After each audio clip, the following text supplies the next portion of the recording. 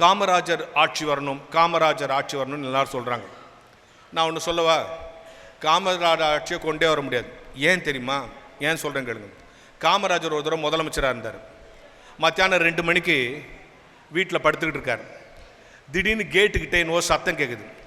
என்னான்னு வந்து பார்த்தா ஒரு வயசான ஒரு ஏழை அம்மா, ரிக்ஷாக்காரன் மனைவி மாதிரி தெரியுது, கையில் ஒரு குழந்தைய வச்சுன்னு காமராஜர் வீட்டுக்குள்ளே என்டர் ஆகணும்னு துடிக்குது. அந்த செக்யூரிட்டி விடமாட்டான். காமராஜர் வந்து என்ன வேணும்னார். என்ன என்ன சிஎம் உங்களை பார்க்கணும். என்ன விஷயம் விடு உள்ளே வந்து. என்னம்மா? அந்தம்மா அழுக்கு, தலை எண்ணெய் வைக்கல, அழுக்க, கையில் ஒரு குழந்தை வச்சுன்னு சிஎம்மை பார்த்து கேட்குது.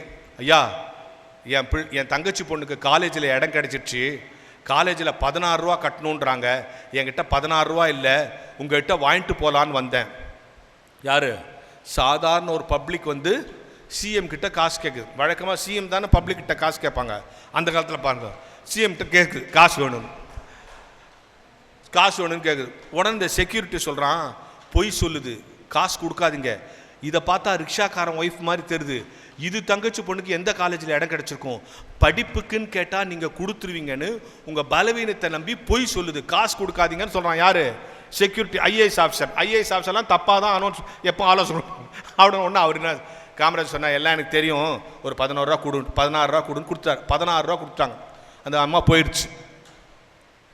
ஒரு வாரம் கழிச்சு the same lady standing on the gate.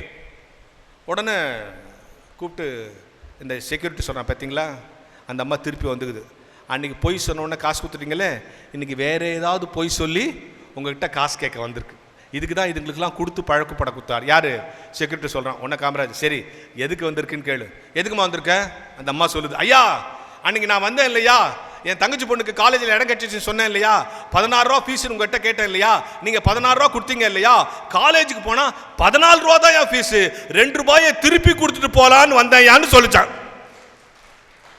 அந்த மக்களுக்கு தான் காமராஜர் முதலமைச்சர்.